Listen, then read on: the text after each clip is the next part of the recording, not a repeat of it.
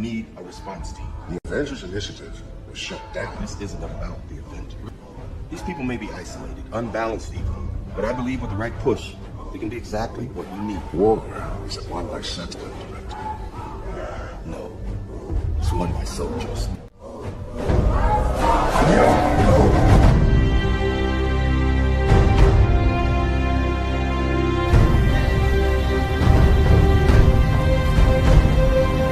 Right now, every single one of you out there, have a chance to be a part of the greatest organization the NFL has ever seen, the Dallas Cowboys.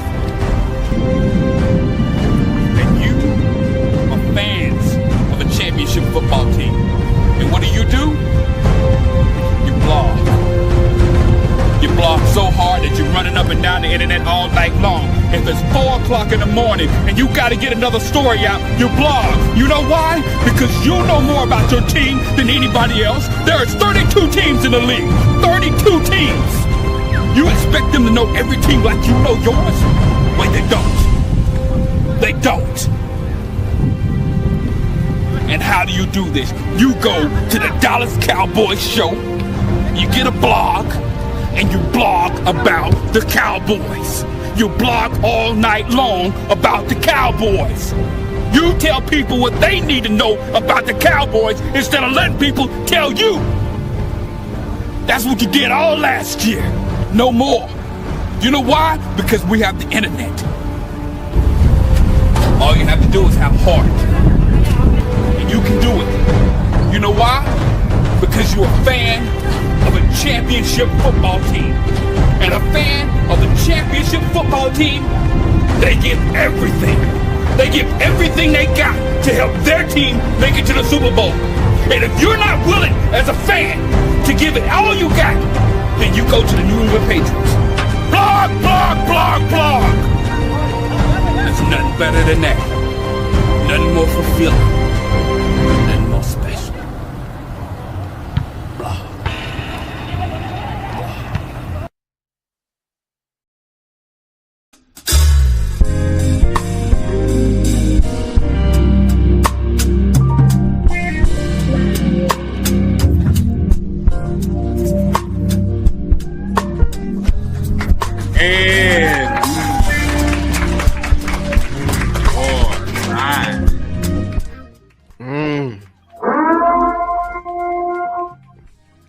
Good food. How y'all doing today, man? Lou, Boss, Amp, how y'all brothers doing, man? TGIF. Thank God it's Friday, huh? Yes, sir. I just told my age. Hey, listen. Age ain't nothing but a number, man. And don't nothing get old but clothes and them hoes come back in style. So, like, it's all good. You ain't got to be worried about your age, man. You know, with age comes a little bit of wisdom. And in my wisdom, what I've learned in life, you know, never doubt Jerry Jones. Never doubt Uncle Jerry. Because listen, I always knew he was a real nigga. He's from Arkansas. You know, God only makes real niggas from Arkansas. I ain't never seen no nigga in my life from Arkansas. And he done came through. You know, he done made some changes. Is it too late? No, because you know they're still riffing our body, man. That fat lady she was trying to warm her voice up, man. You know, she was sipping some green tea, gargling with salt water. She was even practicing a little bit, but she ain't sung just yet. Because last time I looked, the Dallas Cowboys added arguably, and you can argue with your mama, arguably the best defensive tackle in the National Football League to this defense. We went and got us a veteran linebacker that actually knows what the hell he's doing. We're getting back to Morgan Overshown. He ain't got no ligaments in his knee, but he got the faith of the Lord on his side. That boy had 5 sacks last year in 11 games. So, you know, and we got Javon River, you know, making his NFL debut. So I said it like when I gave my final word yesterday, man. I feel like I could go out there with no experience and call the game in a way that we could hold team to 20 points. I don't want to hear shit else from Eberflus ass no more. They done went out there, man, listen. It's like Eberflus said, hey, man, I'm struggling, I'm hungry. You got some food to spare. Can you buy me some McDonald's? And instead of getting McDonald's, this nigga got a steak dinner. He got some lobster tails. He got the cheddar biscuits over there. He got the Caesar salad. He got everything in the world that he want to try and save his career and his job. There were a lot of folks giving him the excuse about Michael Parsons not being here. Man, I don't hear that shit no more. Man, yeah. Now, I don't want to hear that no more. I don't want to hear no more. Hey, man, where the chat at? We need to get live, man. Wow. I know it's Friday. It's been a long week. I am tired too. But Cowboy Nation, we have an opportunity here. I don't want any negativity about this team right now. Y'all was trying to take the hopium, the little pipe over there, all off season. This is the time to actually look and take in some hopium. This is the legit hopium you need. Your defense is the equivalent of your girl putting on some makeup for the first time. It's a whole new person. And this is not a facade. This is metamorphosis going on right here. How long have we been crying for some defensive tackles? How long? And we don't got just one. We don't got just two. It feel like in 30 damn years. We damn near almost got 3 of them things, y'all. Hey man, I don't mean to interrupt, bro. Cause anybody gonna take my super chat, man? I'll read it. I hit the cue. All right. Randy Cadell with the 5-piece. Boss! If the NFL needs 2 number 1 wide receivers, won't that call for 2 number 1 corners? Y'all thoughts? Salute to you all. Damn good question. I'll start, man. I'll start. Yes, as the NFL changes and evolves and there's a metamorphosis and it transitions, you're going to need to match up. Because remember, the reason that they started actually caring about the left tackle position was because they started having premier pass rushers in the National Football League. The crackhead king himself over there in New York is the reason why you got to pay left tackles the exorbitant amount of money that you got to pay left tackles now, man. So as you move to more teams having true, 2 number 1 wide receivers and the threat that it imposes, you're going to need to have more than one corner that you can utilize. And honestly, if we're being 1,000% just transparent, it's already to the point, even without teams having like true 2 number 1s, like most teams stay in, 3 and 4 wide receiver sets now in the National Football League. Like having a assortment of corners and coverage guys back there you can throw out there and match up with them boys has always been imperative. Like go back and look at some of these championship teams, by the way. Like look at the Seahawks and the cornerbacks they had. Look at the Patriots and the cornerbacks they had.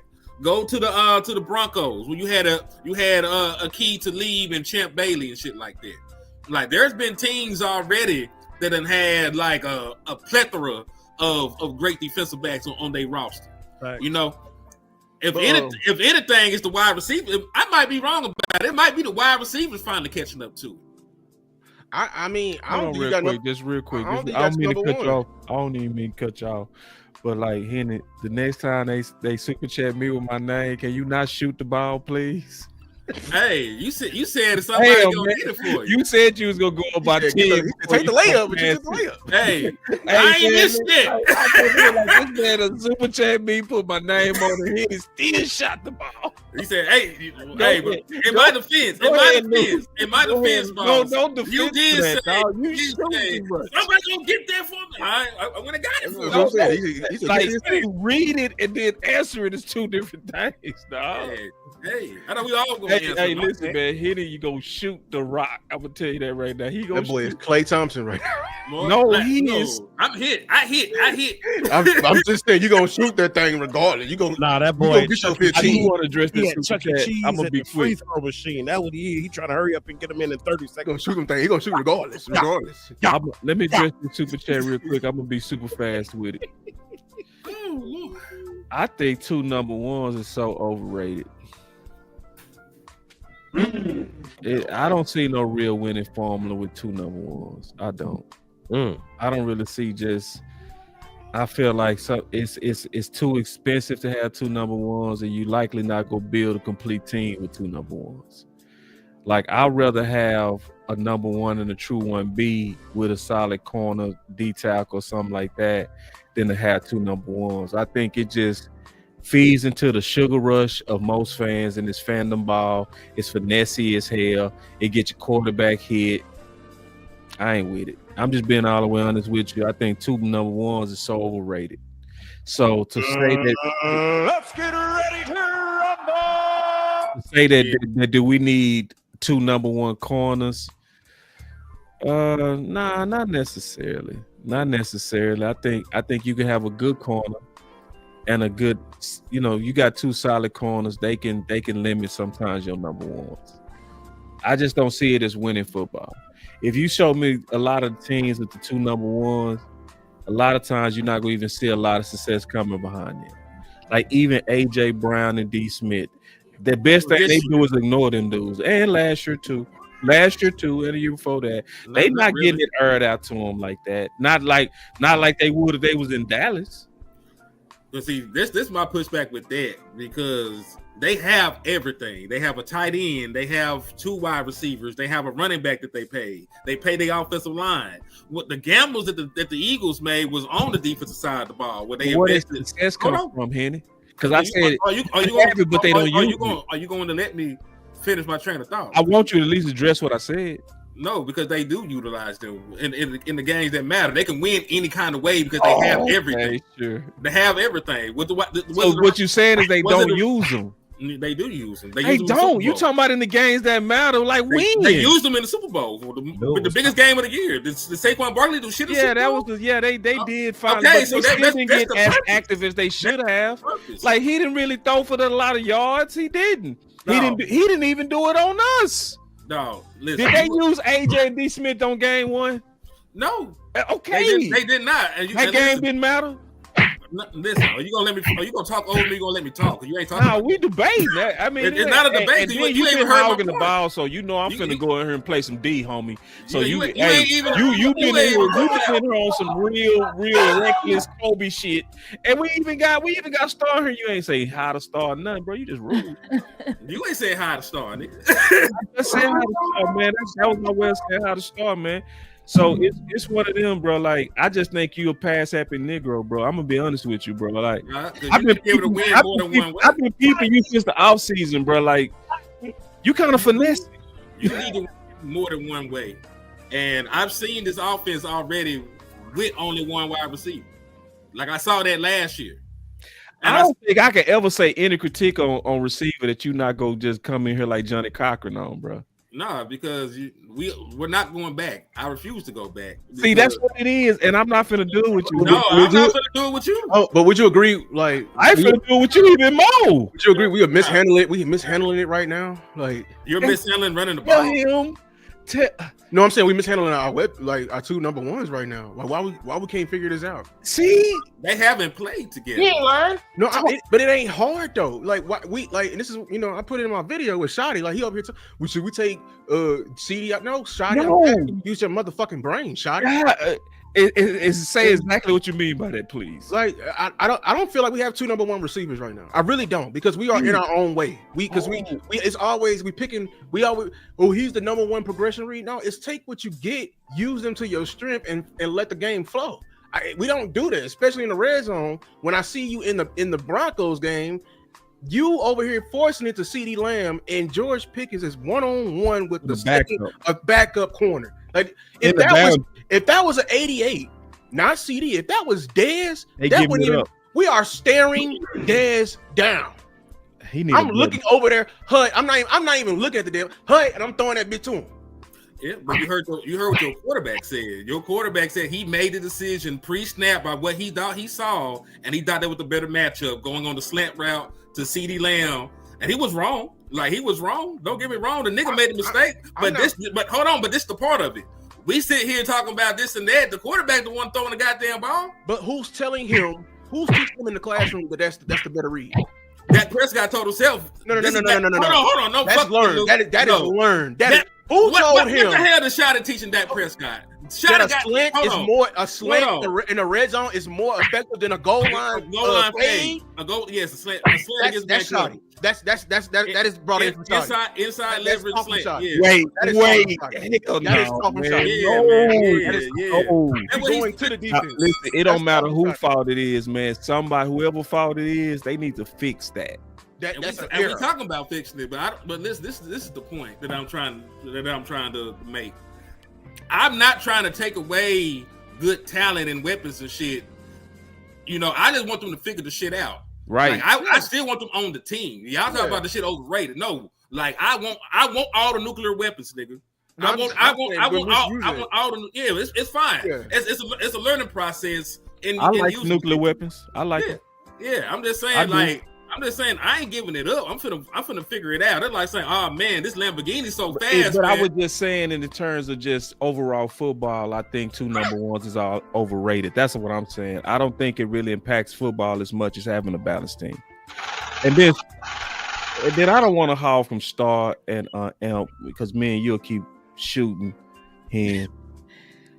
Y'all go ahead. I'll say that I don't know if I can agree that 2 number ones is overrated, but I will say that I mean, I put my video out today. I definitely think that Pickens, the way that the offense right now is being ran, in my opinion, is Shotty is running it as this is my system. And CD is the focal point of my system. He's, in my opinion, he's not doing what Mike McCarthy did, which is matchup football, where it's like, okay, I'm looking at the best matchup and I'm gonna go with that matchup. It's more so, it feels like Shotty calls plays to be coverages, or, you know, calls plays to whatever. Yeah, be coverages, opposed to I'm gonna attack this matchup, this goal line matchup, because obviously this is CD Lamb on this corner. And it also, another issue is the way that our plays are designed currently. Pickens is the last read in a lot of plays, because Shotty will have a section where Shotty has most of the play section where CD is the first read, and then he'll have 2 to 3 guys around him, a tight end or another wide receiver. And so Dak is looking at CD, then he looks at the tight end and the other wide receiver. Then he's got to go all the way across field to get to Pickens.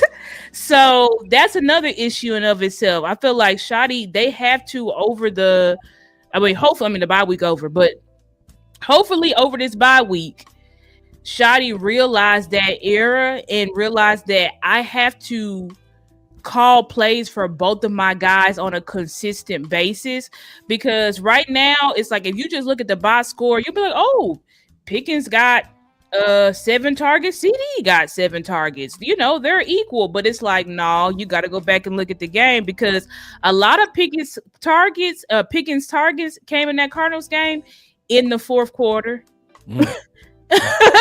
And Dak is going to Pickens like when the game is on the line. These past 2 games, he is spamming Pickens, but it's like, Dak, it's too late now. You trying to spam Pickens? We already down. We already in 2-minute drill. Like, everybody noticed that Pickens was ignored majority of the game versus the Cardinals. And especially, it's malpractice in the red zone.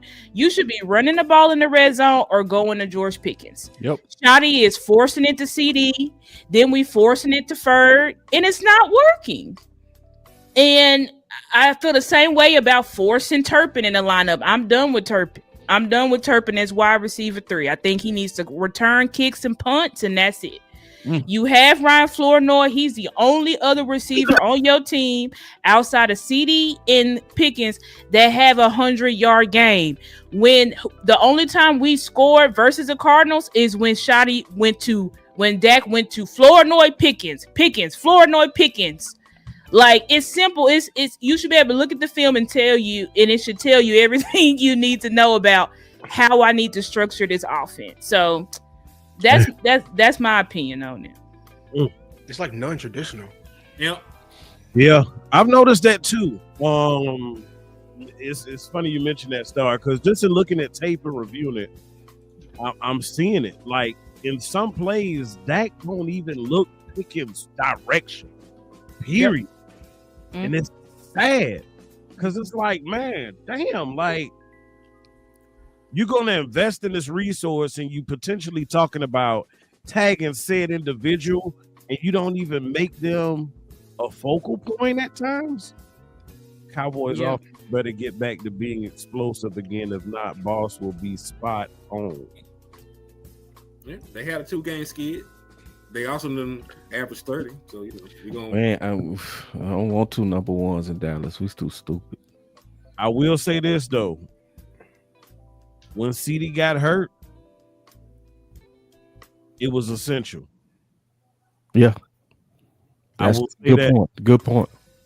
I can't fight common sense. That's a great point.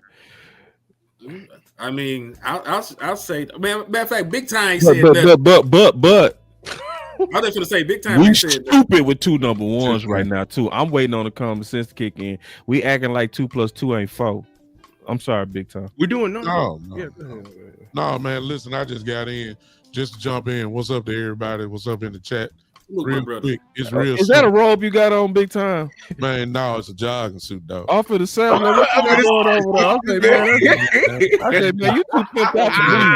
I was like, is that a robe you got on? What you doing? Man, with the chain, I'm like, hey, man, at least. I got a Nike jogging suit. See the suit? I was just making sure. I ain't got my bishop gear. I ain't preaching tonight. Don't do me like that. Hey, I was gonna say you clean too. I was gonna say, hey man, if you really came out here with a robe, I'm feeling that. Well, I ain't gonna do all that. Let's not make it ridiculous. To answer y'all question, listen, it's real simple. Shotty fell into the same playbook as Kellen Moore. He fell into the same playbook as Scott Linehan, and that is when we get down by a lot, we automatically go to shotgun. That's all we did. We forgot running the ball. We were down, but we didn't have to get it all in one clean swoop. Run the football, please. Mm-hmm. The reason why we were explosive was because Javonte Williams ran the football. Can we run the football? Can we not let Max Crosby become any factor at all in this game? Y'all talking about Steele, I ain't saying you guys, Steele and Guyton. Can we have them go forward instead of going backwards on their heels? Can we run the ball? That's going to set up what? Again, the play action pass, which is the reason why we're explosive. Run the football instead of lining up in shotgun. It's really that simple to me. That'll keep everything going, and I'm expecting him to do it. You say that, hey, Angie, is it on Shotty or Dak or both? I'm gonna say Dak now, man. If Dak have a lot of control, which we've seen him do pre-snap, it's on Dak. It's Dak. I say it's Dak. No, I say it's not running the ball is shot. Oh, you know, I say. Are you saying running the ball, or you say what? Is Angie asking about running the ball, or she's saying about targeting Pickens? There's been a lot of on the film play, for instance, when they run. If you watch the film, there have been a lot of times where they still ran the too high shell, and we still passed the ball. If you're going 2 shell, we supposed to run it. I think it's shot. Check into it. It's just that simple. Check into it. Dak, it's on Dak, man. Yeah. I'm gonna tell you why I said it's on Dak. Oh, we get into a fight over that, boss. Here we go. No, I'm cool with boxing. I'm saying I'm in agreement with you. I don't think it's both. I think it's Dak. Yeah, because like I watched real close, especially the Denver game, and when Van Joseph showed all that respect to Pickens, doubling him, putting your best corner on him. So it should stand out to you when you now have him isolated on the backup. That should stand out to you as the quarterback. Yeah. And I was seeing it from the television and it was pissing me off. I was seeing Pickens go out there. It would be a single high safety, right? Where you clearly got one-on-one in the boundary. Mm-hmm. And it's like, you take that shot now. Just take it, bro. Like that stuff, I guarantee you, Marino and them would have been like, "You doing that to me, Aikman? You go line up a backup corner on Michael Irvin, and I'm the quarterback. Check to that. I'm giving all kind of hand signals. I'm coming right at that. I'm not in disagreement. That's the part I said was on deck. I'm talking about just running the football. I'm talking about the offense. I agree with you on that, Henny. I ain't no fight for me. That's bro. the real reason why they ain't paid Pickens. No fights for me. That's the real reason why they ain't paid Pickens. But I believe if Pickens got his money, he been over there like dead. That's what I'm saying, bro. That goes back to that's why I don't want 2 number ones here. We too stupid, bro. We playing money ball. Money ball, bro. We make easy stuff confusing, dog. Like, you feel me? Yes. Like, that's why I don't want the distraction of 2 number ones, because we get caught up on who the 88, who the one got the money, because that's who we need to target. I think I'm seeing another Kellen and Shoddy. I think we're running a progression-based offense. That's what I'm saying. Yeah, it's a progression-based. I know y'all gotta play Madden and progression. The number one progression being 1, 2, 3. Yeah. Why? Yeah, when the hell? See, this is and then Dak is a veteran quarterback. He not a half field read guy. He like, I'm gonna go all the way across the field, nigga. I got this. Yeah. Exactly. He go scan. He go. Yeah. That will make Dak. Right. When he scramble, he not scrambling to run. He's scrambling to pass. Yeah. Like Dak a real one. And this is my things too, because I understand everything y'all saying. I'm not disagreeing with y'all in the slightest. You kind of is. Not really. I'm not disagreeing with the. I'm just disagreeing with the thought process of 2 wide receivers being. Because it's like saying, man, like. I sound crazy, bro. I know what you're saying. It's the politics. It's all of that, bro. But listen, I don't care about that. Like, I want to. You basically saying, hopefully we figure it out and stop being stupid. As we're being stupid, though, we're continually being stupid. And I also play devil's advocate for the shit. There are some other things that we got to factor into the shit right here. Okay. Do the Dallas Cowboys offense have any room for growing pains? Like, if they don't score on 1 or 2 possessions, we're already out the goddamn game. We don't have the luxury of trying to get shit put together. That's why we flipping out. Hold on. This is just execution, though. Hold on. Y'all cut me out before I even finish my damn train of thought. Y'all can't be doing that shit. But you ain't making no sense, man. That's why boys be ready to box you, bro. Because you come in with some you come in like you finna say something and be like, it's perfect sense, though. Y'all listen. Y'all want a brand new offense with brand new. Hold on, nigga. I didn't even say nothing, bro. I see that you're lying. It's not a lie because it is. Who said we want a brand new? No, that's not what I said. Liar! I need you to listen, nigga. I said just let you lie on me. I need you to listen. I need you to listen. Don't lie on me again, nigga. Because if you had listened, I didn't say that you said you want a brand new offense. I said we have a brand new offense. This is a brand new offense, right? We got a brand new system and everything in place with brand new pieces, man. And the motherfuckers ain't had time on task together. CeeDee Lamb has been hurt out the lineup or some more shit. Offensive line been in disarray. Like, they got to figure the shit out, man. And listen, we don't have the luxury of winning games ugly. The Dallas Cowboys can't win a game 17-14. If we were winning games and we were still in this shit, we would not be stressing about this shit. We would say, you know what? We're winning games. We'll figure the shit out eventually. You think this is a different offense? Partially. There's some shit different. This was Weewood right now, boy. I don't think it's much of a different offense. The run scheme is entirely different for one. Yeah, the run. But we ain't talking about that. I'm talking about the offense, nigga. But what does that do with the receivers? Everything. I'm talking about the entire that was the whole context. Now you want to bring up. See, that's how you know he being slick, man. I'm not. You go ahead and box that slick sucker, man. I ain't dealing with him today, bro. No, you got him, Lou, because he ain't playing right, bro. Even listening, y'all ain't trying to listen. I am listening, bro. I know wee woo when I hear it, and this is clear wee woo, man. You got it, bro. We're saying. I know the problems you're saying. I'm saying is this. No, you don't. No, I'm saying no. Let me say. You saying. I ain't gonna tell this man what he know, nigga. Because I know what I know what I heard. I ain't gonna tell. Don't be getting mad because we're trying to wee woo, and I'm all through your wee woo. I ain't gonna let you wee woo. You ain't trying to talk football. You got it.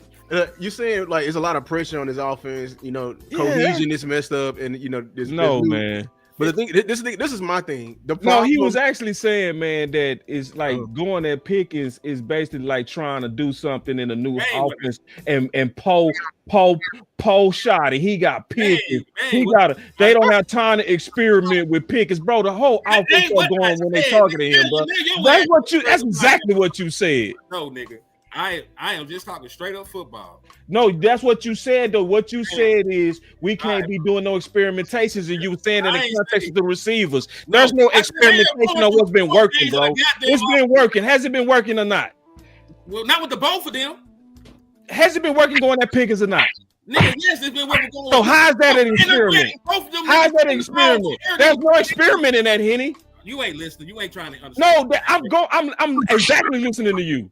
And you said we can't. Poe Shotty, he gotta go ahead and do. That's what you said. I'm saying exactly what you said. That ain't what the fuck I said. That's exactly what you said. Is you said, hey, you can't be experimenting, and in the context of receivers. I said, nigga. That's exactly what you said. Let me get in here. Let me get in here because we are at the point where we are being non-productive. And we have yet to talk about the Las Vegas Raiders. So let's bring in all wondering minds. We appreciate the back and forth. We welcome it on this channel. But when it get to a point when it's non-productive, we got to step in. So let's move forward with our next topic. I saw a great question from the chat that said, from League Commander, panel, is Shotty's offense getting figured out? No. That is a lie that's been going around here. The problem with this offense is execution. We are still able to run the ball. The problem is he doesn't run the ball. We get all the way to the goal line and we'll F up. This offense has been far from figured out. I literally just came from somebody who's been spewing that. No, the passing offense is still moving. You're still able to move the ball to the red zone. That means this offense is far from being figured out. We are shooting ourselves in the foot. We are fumbling in the red zone. We are having holding penalties in the red zone, getting pulled out, getting off schedule. That is on us. That is on the players. That is not on Shotty and his scheme. They are still trying to figure out the scheme. This is why we've been pushing so hard for a running back too. Yes, I'm back on that. Because that's part of the reason why we ain't running the ball enough to begin with. I got numbers to show it. He's only getting 13 to 15 carries a game. That's what we were trying to tell y'all from the fucking beginning. He's not a running back one. He needs somebody to spell it. And we're only running the ball from the running back backfield 20 times a game. So if he only getting 13 to 15, we only getting 20, that means RB2 only getting 5 carries a game. And we're still averaging 4 and 5. The problem with me, what I have with Shotty, him abandoning the run, is that we'd be averaging 6 yards a damn carry and he'll stop.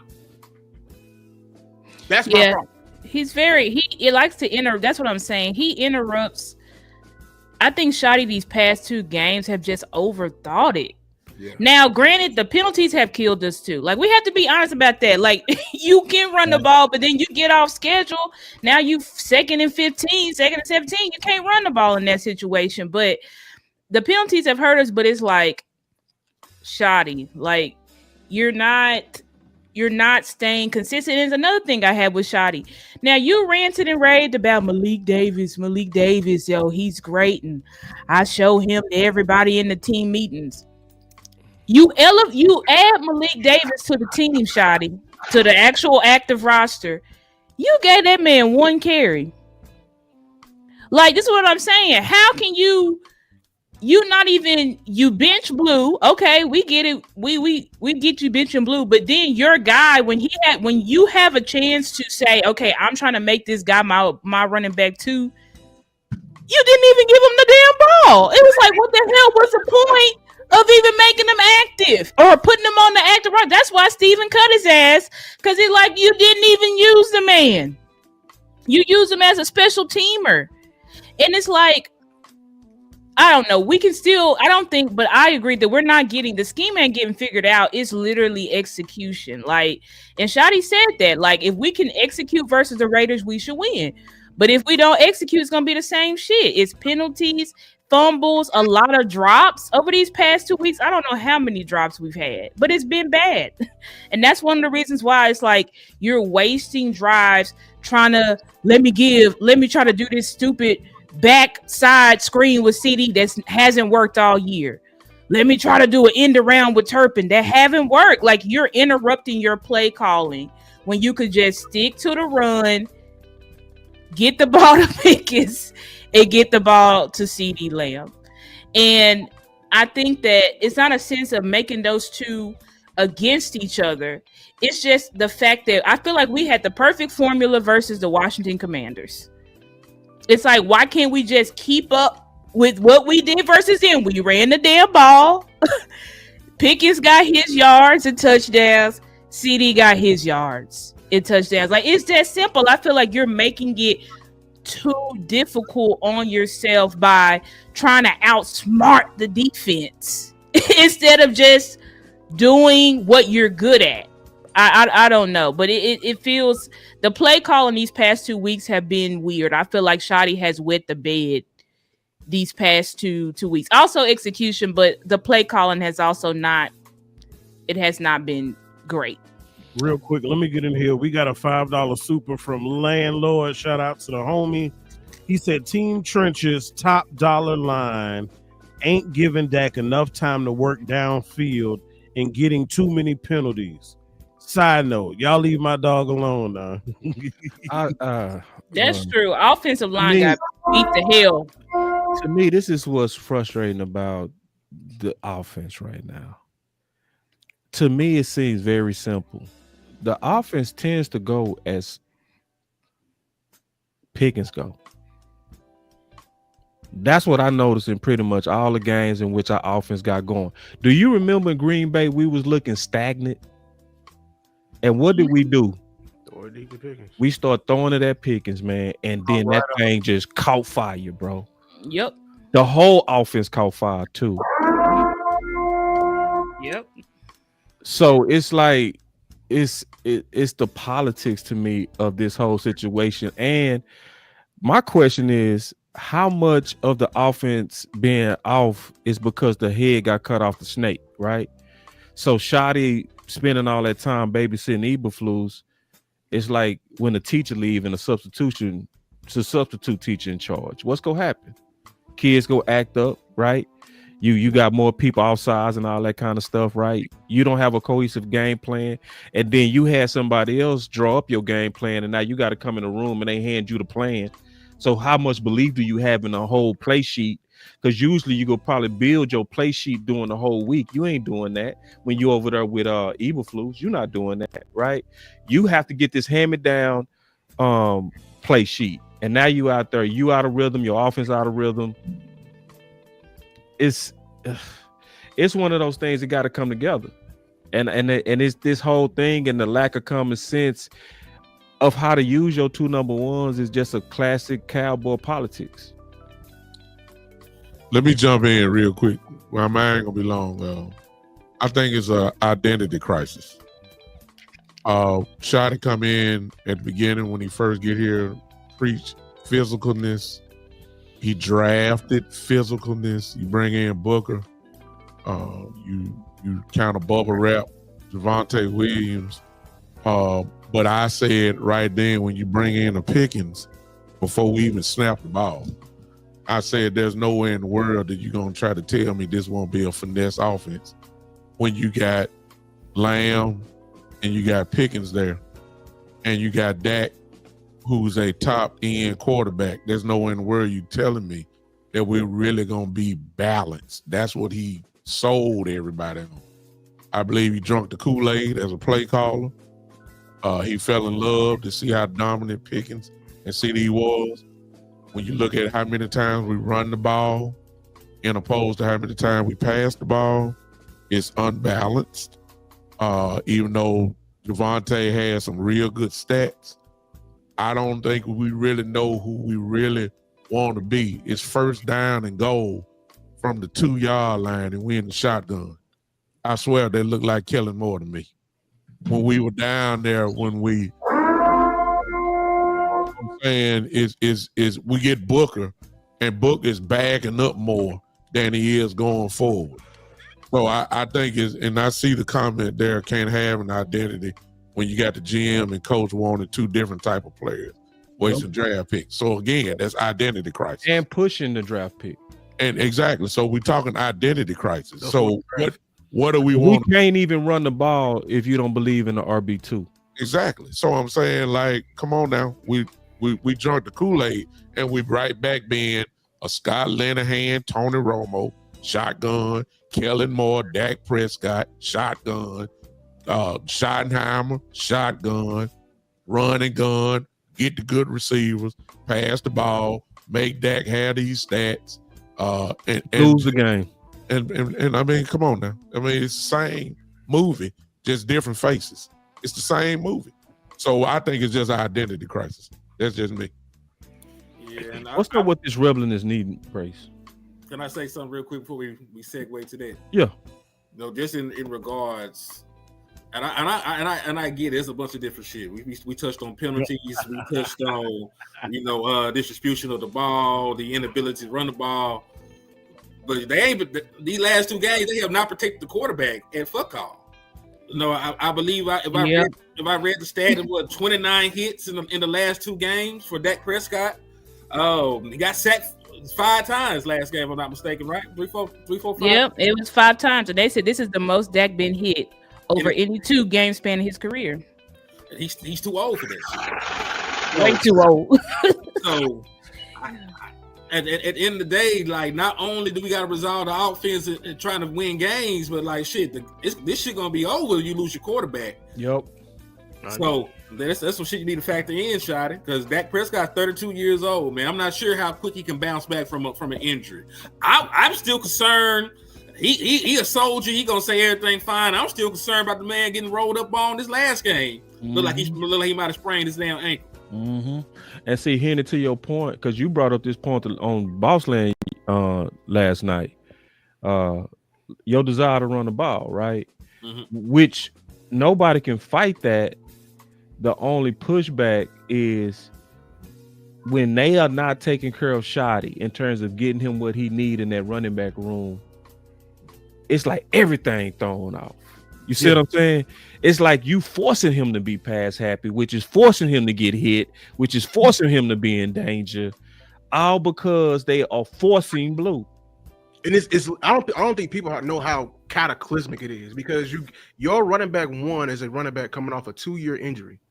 There's a reason why we're capping him every game at 18, like the 16 carries a game, and it's affecting the entire offense. I know people want to get on the offensive line. If you do not have balance, you will not be able to protect. That is any offensive line. Our Hall of Fame guys, Tyron Smith, Zach Martin, Travis Frederick, if they was in this, they would be doing something similar. Those years, we were a very balanced offense, and we got the best offensive line out of that. Look at the Eagles' offense. They were mainly a what offense? A running offense. Your offensive line has to attack. You cannot.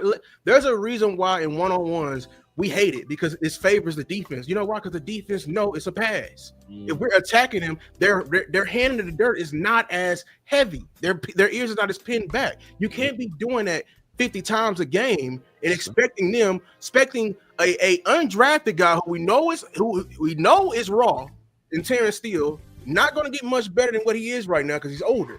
We understand that. And your other left tackle, who's playing left tackle for his second time in his entire football life. We got to understand what we're asking of these guys. Shotty made a promise. He said we was going to lead with the offensive line. That means when he was going to call the game, he was going to take the offensive line into account what? First. Before we even call, the offensive line needs to be taken into account first. This is right. It's not the case. We're not winning the game up front. What the fuck we going downfield for? We need to handle what we going on up first. If you want to keep your quarterback upright, that's how you do it. How you think Tom Brady lasted all them years? He didn't do that. He throw the ball 40 to 50 times a game. They had a solid run game behind him, something to hide from. So this is why I get so angry at Steven, because this is his doing. But him pushing this finesse offense of getting in the way of what Shotty doing the same exact thing for 4+ years. Him and his dad wanted to lead the run. So then I will say this, and it's going back to exactly what I said. I said that we have an identity crisis. I correct myself. We don't have an identity crisis. It's just not the identity that we were sold on. Yes. We are a finesse football team. We are not offensively. We are not a physical football team. Defensively too. What you talking about? Well, if you want to go, we ain't nothing on defense yet. Well, I mean, I don't know we ain't got no identity on that. We're not physical. And that's to be determined. I want to you know know, what these new guys do. We'll find out about that. But offensively, if you listen to Shotty at the beginning of his press conferences, and we all say yes, this ain't matching it. It's just that simple. See, So but then to also defend Shotty is how you go. We can't fault him when they never gave him his ingredients to cook. I cannot fault him, man. Situational football, goal line, nigga. You need to run the ball, bro. Like situational football. Like he's no, I can't fight you on that. No, that's it's situational, right? Yeah, especially when you was preaching that. I'm with that. Steven ain't got nothing to do with you on first and two.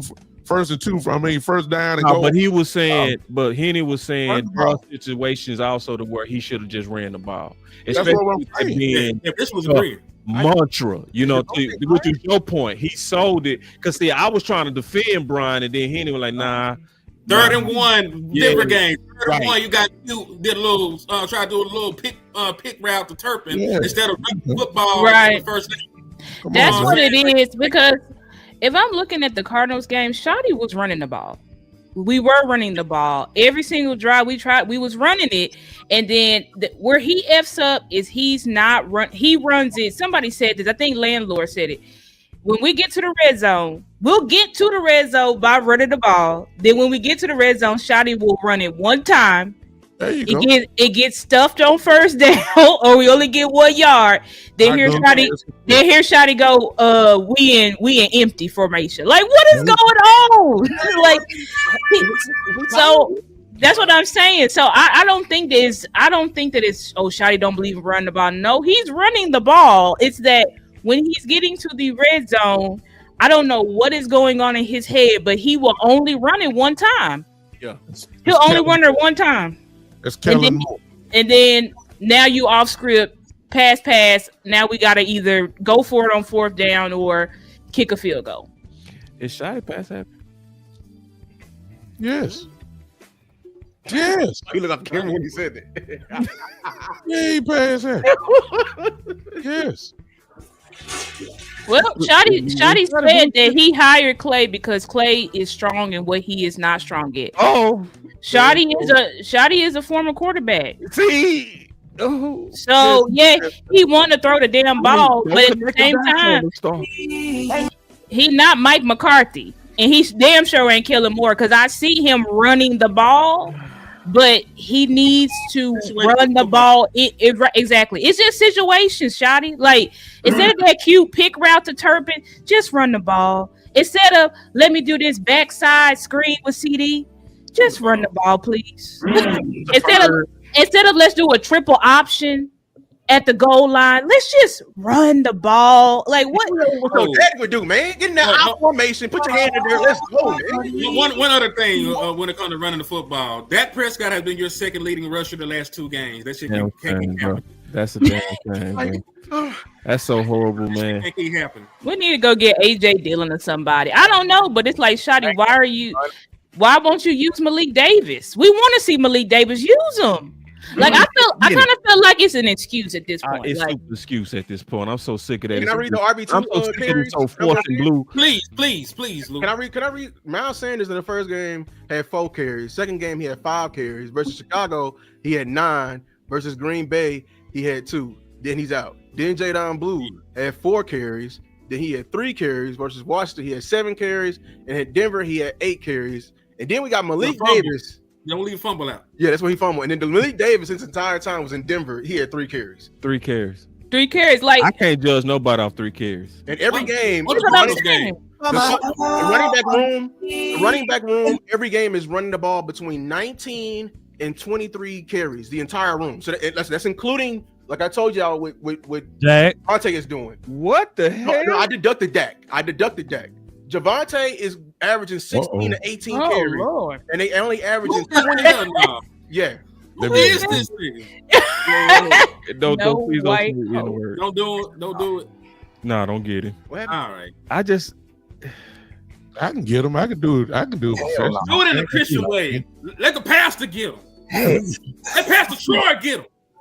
I'm trying to understand why his face saying that too. Yeah, I'm confused. That's your first host. No white host. What makes like a nigga. like hold on. So the only way to have some legitimacy is a white host. Is that what we doing? And you chocolate with that, big dog? Like, what is going on? What even crazy, bro? Like, Like, a white I man just with want a to make avatar. He said no white host. No white host? Like, wow. Have you actually listened to radio, sir? Have you ever seen how it's the complete opposite on radio, generally on sports radio? Have you? That it's like very few of us, if any of us. You haven't noticed that? But you notice when it's a bunch of chocolate people that just came together, and there's been many whites that have been invited to this that don't show. And then Big Son came on. And we had Marcus Mosher. I just want to correct you, whoever you are, brother. Because you on some tap dancing, you on some major tap dancing right now. Whoever you are, Brian Broadus, like, yeah, his had plenty. I just like if Marcus Mosher came on the spot out of nowhere. He just out of nowhere. He said, and he's white, guy. I'm just trying to. But then the second part. No, I'm saying the second part. That's like, what kind of tap dancing? What makes you guys think people only want to hear your? Are you saying our black perspectives? Well, I'm sure, man. What kind of? What kind of tap dancing, Uncle Ruckus ass shit? Oh man, let me. Whose man is it? This? That just kind of shocked me. It's like, wow, did I just see that? Anyway, fuck that nigga. Let's get back to talking about football, man. Yeah. Hey, man, I want to ask you a question, though, bro. Folks' parents fail raising them all the time. They out in the world with us, man. We just gotta ignore them. So I want to pivot real quick to beating these Raiders because we got them on the thumbnail, and I've been, I haven't went through a lot of film. I only went through, honestly, half of one game. But for what I was seeing versus the Jags, they're playing them boys real tough. So how do we beat these guys? Let's kind of flip it to that, and then I want to talk about Revel eventually in that knee. All right. First way that you beat the Raiders. And listen, they're worst football team offensively now since the Jaguars game. They traded away their best wide receiver. Right. The best weapon that they have offensively when you talk about the passing game is now Brock Bowers. And really, at this point, man, I am single covering everybody else, and I am doubling Brock Bowers. Somebody else is going to have to make a play, whether it be Trey Tucker, whether it be rookie Jack Betch out of TCU, whether it be Deontay Thornton, who was also a rookie wide receiver with limited snaps of production. Somebody else is going to have to beat me through the air, not named Brock Bowers. I'm not letting Brock Bowers take this game over. So whatever that looks like, I am trying to neutralize him. Secondly, when we talk about early downs, man, we're going, with that 5-man front, whether it be a legitimate 5-2 or a 4-3 under. I'm concerned about Ashton Jeanty. You know what I'm saying? I'm concerned about Ashton Jeanty.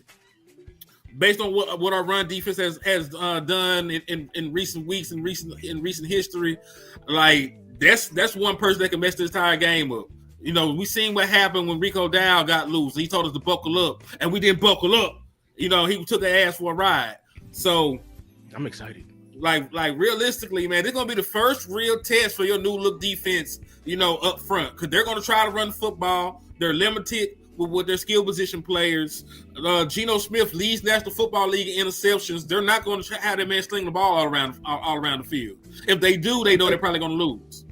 Mm-hmm. So they're going to probably try to establish the run, utilize some play action, move the pocket for Geno, and they're gonna put the ball in the hands of they highly touted and highly recruited first round pick in Ashton Jeanty.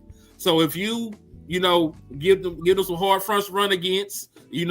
Also, one thing I do want to point out, I don't know if you got the graphic or not that I sent you.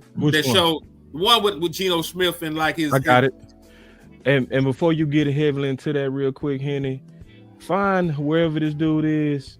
If he's on my channel, get him out, man. I can't do these types, man. I'm sorry. Yeah. Hey, matter of fact, we got Mike. Can somebody please shoot this nigga? Like, why is he allowed to leave? Like, nah, he gotta go. Like, we don't do them. I need a confirmed kill. I do need a confirmed kill. I really do. Yeah. I'm serious. Pack them up. Yeah, I can't do them types, man. I just don't do it. I'm sorry. Now, Star, are they on your end? Something? No, they not on mine. I just check my chat, made sure. Oh yeah, appreciate it, Angie. Man, Angie going every time. Yeah, because Angie was like, "Where is it?" She already had it cocked already. You know what I'm saying? So Angie's like, "Where is he?" She's searching. She had the for him musket right ready. now. Angie was going from chat to chat. She tried to find.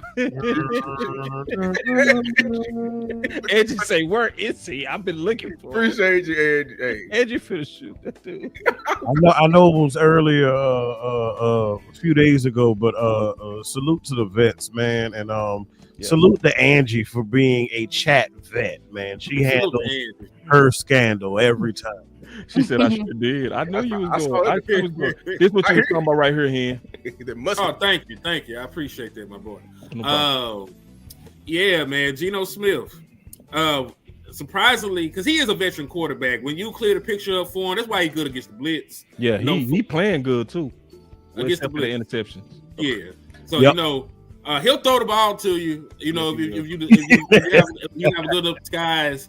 I think he still leads the league in interceptions. He has 12. Yep. He got 11 touchdown passes, 12 interceptions. Him and Tua are the only quarterbacks in the league with double-digit interceptions so far through the first 9 games of the season. So, like, one of the reasons why they struggle is because of Geno Smith. And I like Geno. He was solid these last couple of years.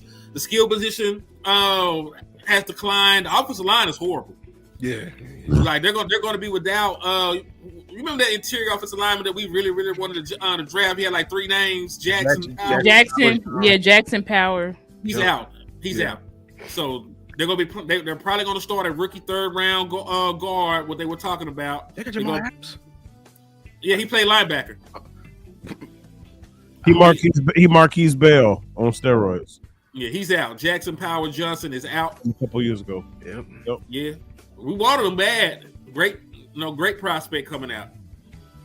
Yeah, he was dope. Yeah, but it's gonna be tough for them, man. Especially trying to field backups against our new look interior. Like, think about it. Your first career start gonna be against Quentin Williams. God bless your soul. I swear. Just pray for him. Now, if there's anywhere where we'll take control of this game, it's because of the backups that they have on that offensive line. Mm-hmm. And it's going to be a struggle like it is for most quarterbacks dealing with that interior pressure. Yeah, so we should take over. And somebody came in as a Raiders fan and said that. Shout out to the Raiders that's coming in, kind of listening to this. And we're going to make sure that you know where to find us too, man. We got some of the dopest Dallas Cowboy content in the world. All of us do. Appreciate the home game. Yeah, and he was saying, I heard him saying in the chat, he was saying, man, some of these dudes that's playing on this offensive line shouldn't even be in the league. Dang. I heard them killing the folks, man. So big advantage, especially when Shotty been saying that you win these games in the trenches. So this is major advantage for your defense. Major advantage. If there's any game to where you shouldn't need training wheels, Eberflus, is this game. Star? Yep. Yeah, I agree. It's this game. Only thing I'm worried about is I feel like Bowers and then these other wide receivers. I just feel like we need to get the right corners out there. I don't think we don't need to put Elam back out there. I'm sorry. Do not put Elam back out there. I think it needs to be Bland. Mm-hmm. Where at slot or he outside? Slot. I'm kind of done with Bland on the outside. I'm sorry. He just not. That's not him. He can't. That's not him. That's not him. We try to. I know he got all pro on the outside, but those are because he had a historic year of pick sixes. That's it. I went to that Seahawks game in 2023 where Bland got cooked to hell, like not just by DK, by Jackson Smith and Jigba too, who is a beast, but he was a number 2 at that time. He wasn't. Jackson Smith then was not who he is now. So I think we need to put Bland in the slot. And honestly, I'm putting Kalen Carson on the outside, and I'm putting who else on the outside? Reveal. Rebels Vaughn. How they call Vaughn? Put him out there. I'm worried about that knee brace. I'm worried about the knee brace, but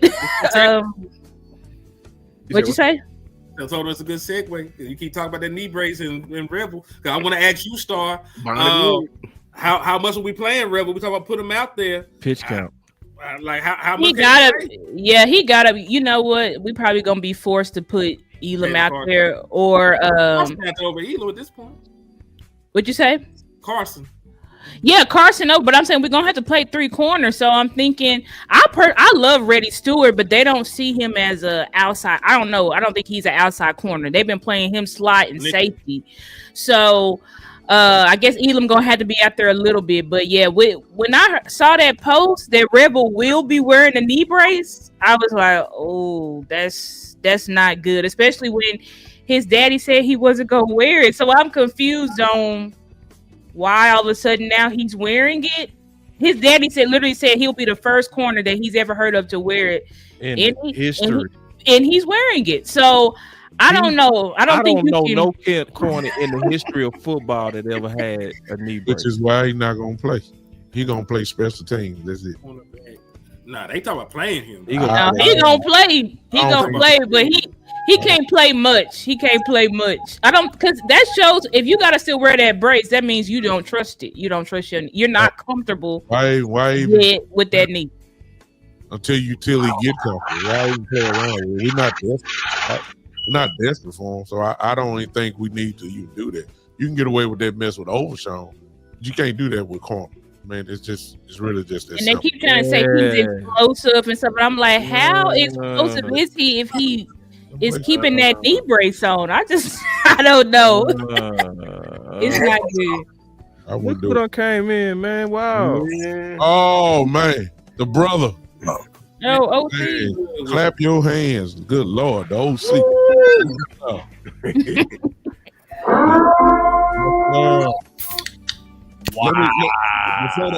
Before the OC, let me just say this. I don't want to, something I just didn't hear, but I think it's very important. We got a big fish who's been in a small pond forever, and that's Quinn Williams. Let me tell y'all something. When you get a guy like that in, who is going to demand a double team, it's going to open up everything. The pass rush will be there. When it's going to free up, we finna find out if Osa is really Osa. I believe that the outside guys are about to really get in. When you can't minimize the impact of what this dude brings to the defense. Just his presence alone is going to require a double team. Everybody is going to get a chance to eat a little bit more. These cornerbacks that y'all talking about, they will play better because you're going to get pressure now. And for guys, as Star just said, yeah, they got cooked, but I really believe that the Izarakus, the Dante Fowlers, the Kleiners are going to play just a little bit better just because of the press. Mark, I ain't even brought up. You gonna double Quinn Williams and go now one-on-one with Kenny Clark? Really? You gonna let Kenny Clark go one-on-one? Okay. Let's see what happens now. This is what the impact of what Quinn Williams brings. Your linebackers are going to eat better. When you get a wild card like Overshawn, we don't know what he is right now. But if he's anything like he was, you just added a Pro Bowl type linebacker to the mix, and it's all going to be even better because you got a bona fide killer in the middle of your defense. He ain't lying. When you got Quinn Williams, ladies and gentlemen, I'm telling you, I know we don't look at the Jets, but this dude here is the absolute truth. And you're going to find out. Watch on Monday. I'm going to get happy. We got a $5 super chat came in from Brandon Vegas. How ironic the last name. Sent $4.99. He said, for this reason, I'm okay with Bland playing slot. In the offseason, paying him $20 million for a slot when they didn't want to pay J. Lou $10 million. Oh my God. Needs to be discussed. Let's be 1,000. Take it easy. let's be 1,000. They didn't view DaRon Bland as a slot corner when they paid him. They tried to force him out there on the perimeter. You know what I'm saying? Even though his strength as a rookie defensive back, 5th round pick, he got 5 interceptions as a rookie. We only talk about the record-setting season with the pick 6. He had 5 interceptions in the slot, as a rookie corner. So there was no reason, to really put him back out there once everybody was healthy. When you had Trayvon Diggs back and you had invested, and not really invested, I can't say invested. You spent a 5th round pick on Kalen Carson, but you had some people you wanted to play on the outside. There would have been nothing wrong with leaving him out there. Because listen, if you're dominant at an area, I'll leave you there. He might be one of the better slot corners. They just don't let him play there no more, man. So I'm not going to give him an out because he's played terrible at times, but I believe, man, with an improved pass rush, and actually having some real outside corners there, you can leave Bland in the slot and you have a much better defense, man. You just got to figure out what you're going to do at the boundary corner positions. Yeah, I think that's an interesting comment. I think we did overpay Bland because I was like, let me see how much Trent McDuffie got paid. And he only got guaranteed like $20 million, and that's an all-pro slot corner. So yeah, Bland kind of took us to the cleanest. I mean, missing Al Harris. Yeah, they are. They missing. I think that year was because of 11. We just really no. He was really, man. He was really. No, he was, but he was forcing some stuff, man. Nah, yeah, but Bland likes to play out of phase and jump routes. Man. Nah, but it was. I didn't see a bunch of those come from Micah. I saw that come from playmaking. And I just I got a film coming out tomorrow on Al Harris and the impact and the fact that the Chicago Bears is also leading the league in interceptions. Yeah. So it's like when interceptions follow you. Got their all-pro corner. It's you. Yeah. When interceptions follow you everywhere you coach, it's you, bro. It's you, bro. And they got an all-pro. When he was here, he was out. Their all-pro corner been out. Jalen Johnson and with him out. No, and Kyle Gordon. So this is Kyle Gordon's gone too. You're right. So this is the deal. And see, let's just be honest. And I got a video coming out talking about this tomorrow before I pass it to the OC. Mm-hmm. This is the truth, y'all. When Al Harris was here, it was hard to figure out who was supposed to get the credit. Was it supposed to be Witt? Too many people was giving it to Dan Quinn. And I used to always say, why we keep giving Dan Quinn credit for all these turnovers when he coached the D-line? I used to always say that. It had to be between Witt and Al Harris. But now we know who it really is. It's Al Harris, bro. Witt got demoted. They trying to Witt got demoted. It's clear now. Witt is clear. Out of there. So it's the lesson for the Cowboys is you gotta do a better job of really seeing who the secret sauce of your organization is if it's the coaches. OC, what's up, man? What's good, y'all, man? Hey, happy to be on the show, man. I know it's been a minute, man, but happy to see all you guys rocking and doing your thing. Thanks for letting me in the show, boss. And man, I mean, it's interesting times for the Cowboys. I mean, here's the thing: you have absolutely nothing to lose. So the only way you can go up is up. So it's great. So, these are all great conversations. I think Quentin Williams is special. I think he definitely helps the center of that defense. But I really think he really gives you an audition for these defensive ends for the rest of the year. Because he's going to force the one-on-one matchups with these guys because you have to counter him. And so now it's incumbent upon those guys that are out there to step up. Because if not in a major way, we're one of the worst defenses in the league, then you have to move around and you have to really seriously look at investing in a defensive end that can get you burned and get you some sacks. I'm talking 10-plus sacks a season. So I think those type of things are going to be the most important. I mean, DaRon Bland was never an island corner. He was always a slot corner. I think that was the Micah Parsons effect. That Jerry Jones and front office wanted to show that, hey, we're going to pay somebody to take care of our guys to shake the bad stigma. And so they went ahead and rushed and went ahead and paid him, right? So which is fine, too. So I just think it's interesting times around here, man. I mean, the Cowboys are fun to watch at least. They're competitive games. I think this is one of Dak Prescott's better seasons. And I think that it's a shame that we wasted this season with Dak playing some premium ball with just having the subpar defense. I mean, that's my opinion. I agree with you on that. Yeah, I think Quentin Williams, man, he's gonna be special.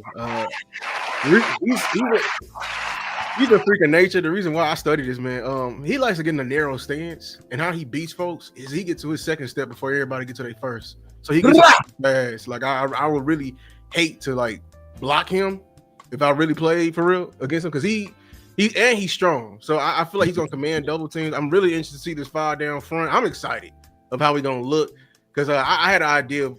Man, have all 3 of them out there, man. Like have him at the 1, have King at the 3, throw Osa at the D in for a little bit. Let's go all power. Let's go on the jumbo package just for a little bit, just to see it.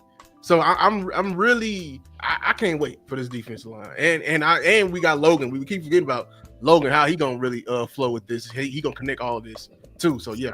So Lou, let me ask you, because it's about the 5-man fronts. Which iteration are you more excited to see? Are you more excited to see like the Bear 5-2 with the 3 interior guys? Or are you more excited about some of the mix and match that we can do with the 4-3 under? I mean, I love it all, but I really want to see that jumbo look because I feel like I think Osa on the DN is that I want to see that. I really want to see that. You know what I'm saying? I'm just very interested to see. We're gonna be able to compress a pocket. Like constricted, like a boa constrictor. I really want to see that. I really do. Oh, see, I want to ask you a question, man, because I've been wanting to talk to you for a while about this, because all of us talking about this, 5-man front and how it's going to create the one-on-ones. But people don't talk about the other things you give up also with that 5-man front, right? So it's where you have less on the back end too, where your back end also was a major liability on the front end of the season. What's your thoughts on that? Well, I think that it's yin and yang, man. I mean, you cannot. There's no perfect defense, and there's no perfect offense. I think that you attack people's weaknesses based upon the fronts, right? That's what I think, and I think you take what's available. Now, the benefit of the 5-man front is that you take away run lanes on first and second down. I think primarily that's where you want to look at that 5-man front. Right. I think that your 5-man front has to be very effective. I would say at least on second down to take away shot passes or those middle routes, right? That you can give up in the soft spots of the zone. Right. Because if they're not effective rushing the passer, you got a weak secondary. No offense, no disrespect to anybody playing for the Cowboys, but you got a weak secondary, right? You're gonna get cooked. As right? of now, they ain't showing nothing different. Yeah, you're gonna get cooked. So I think I really like Quentin Williams moving between the 1 tech and the 3 tech.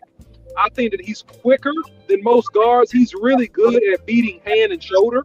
He's really good at beating hand and shoulder. And if you try to square up on him, man, he can overpower you, man. He can compress the pocket. He can get in the quarterback's face just physically there, even if he doesn't get a sack. I think that Osa really got to show the repertoire that he has now because he will get one-on-ones, and Kenny Clark just needs to be himself. I think Kenny Clark, for the most part, has been good all season. I think he's a good pass rusher. I think he's a good run defender.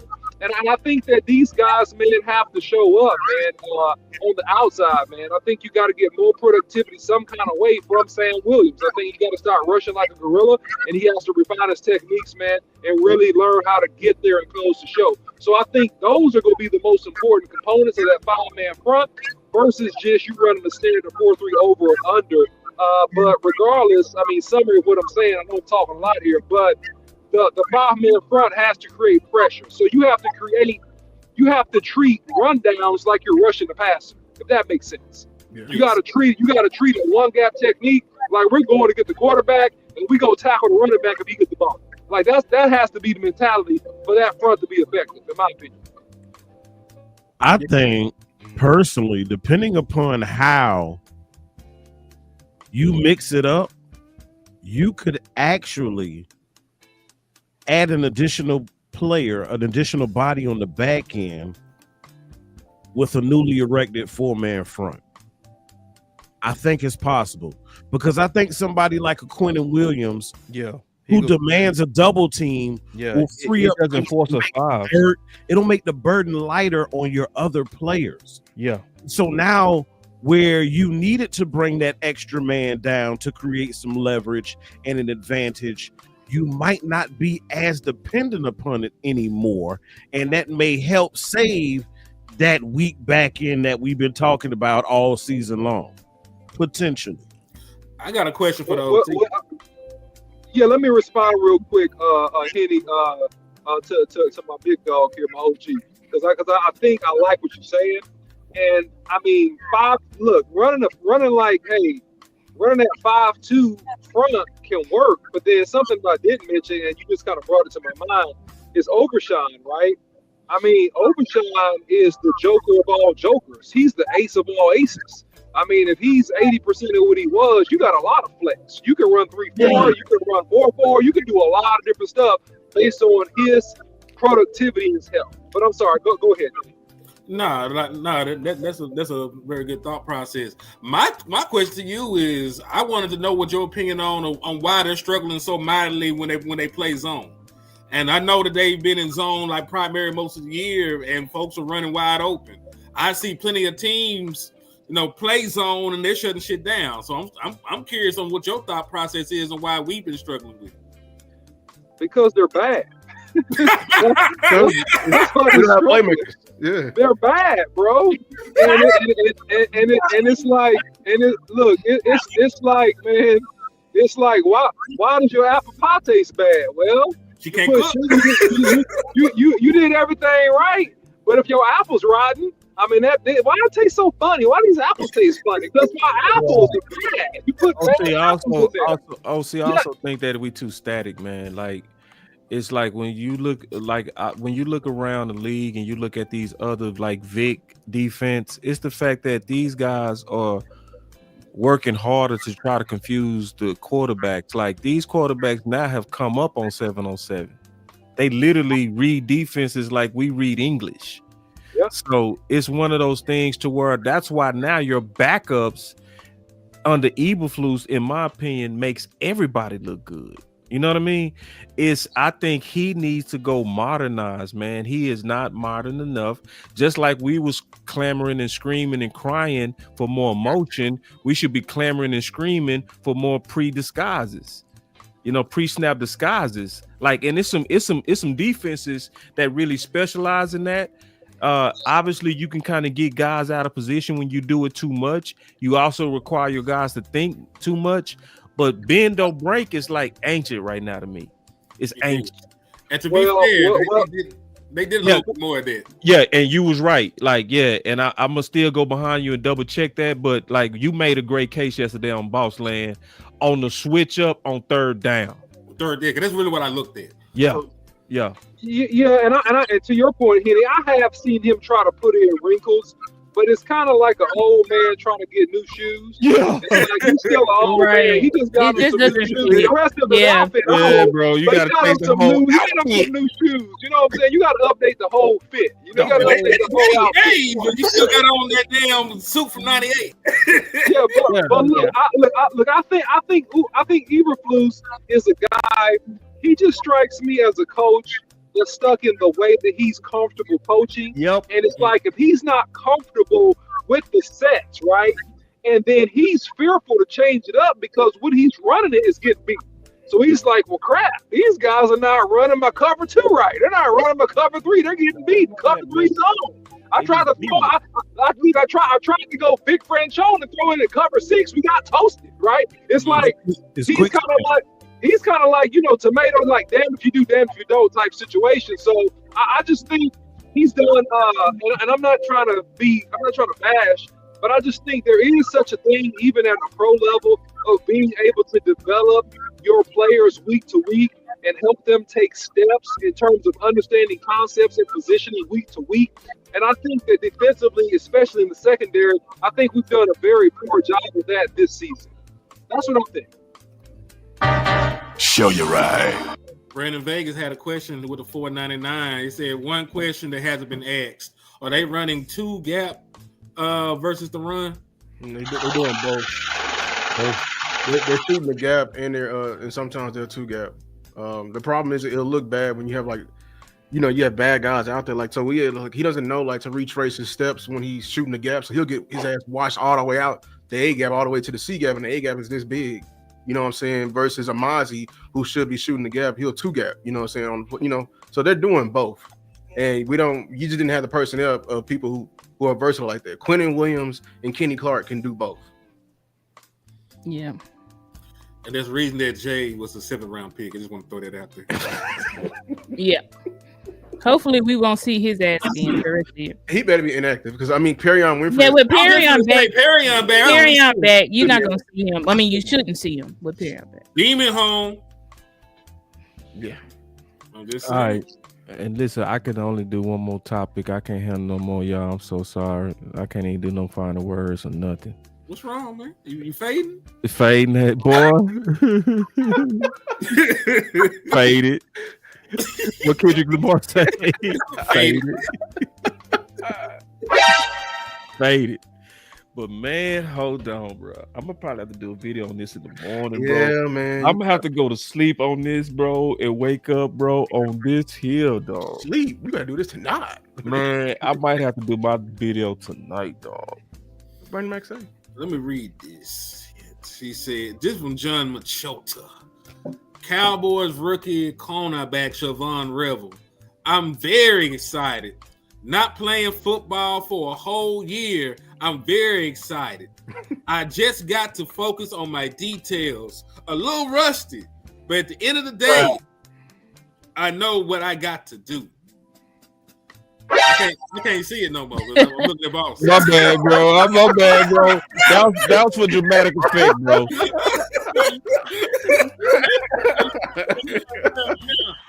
Oh shit! You want the fart button?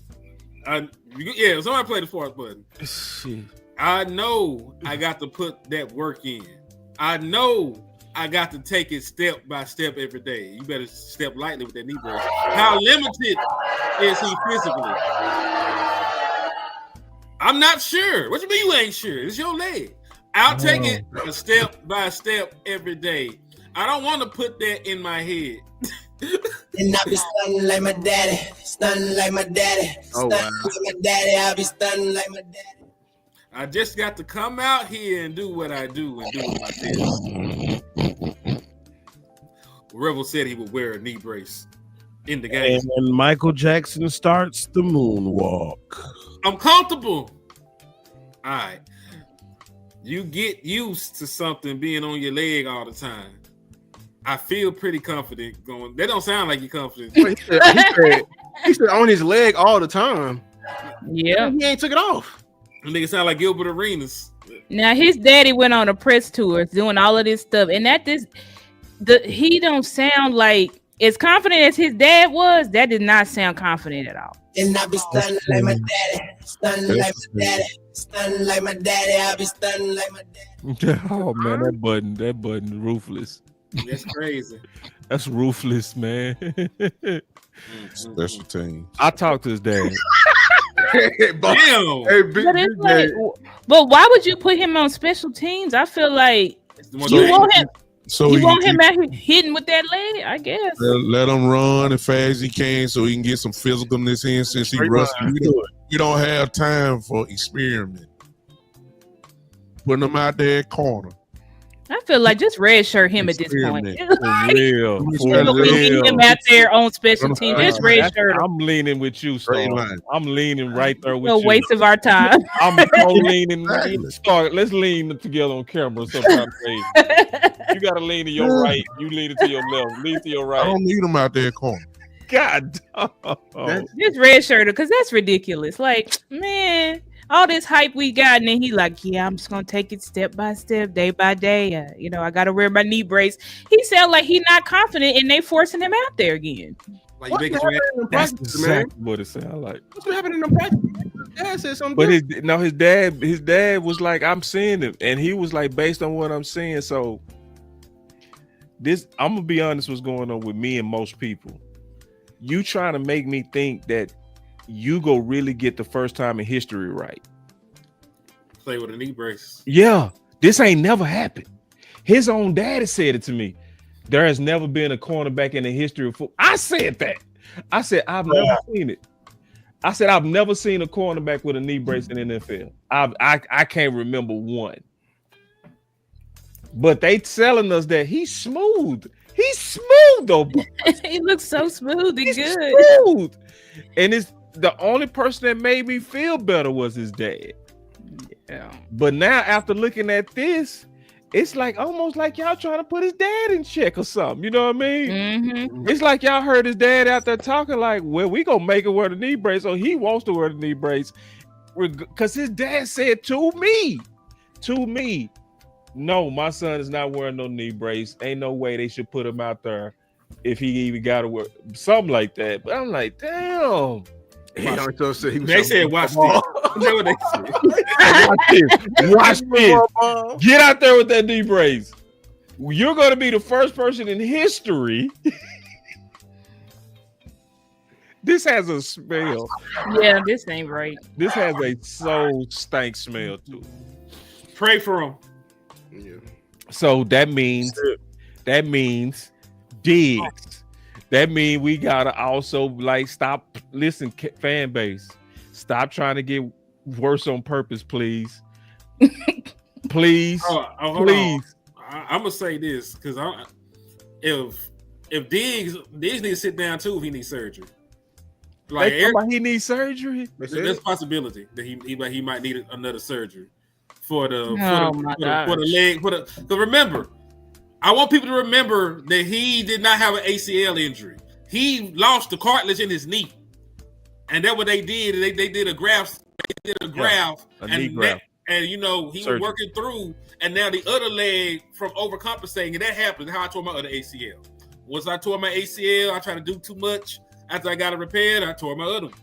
So you know that happens all the time when your body overcompensates when you're trying to do too much. So they saying it's a possibility. So look at this. with them leg shackles. Oh, wrong, boy. No. That's crazy. No. Believe me, I want Diggs back. I miss Diggs. Downright diabolical. But if he ain't healthy, I ain't finna do the boy like that. Let me throw out a question to the group.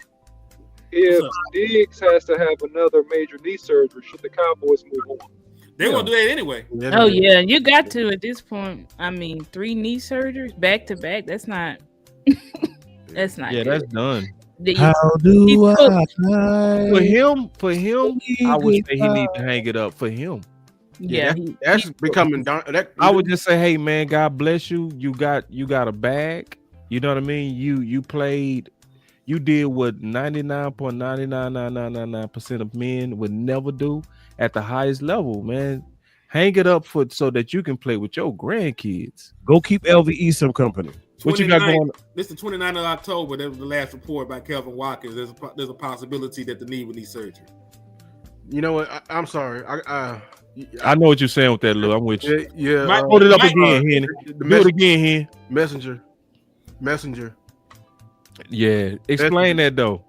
Me? Yeah, explain it. Yeah, I'm sorry.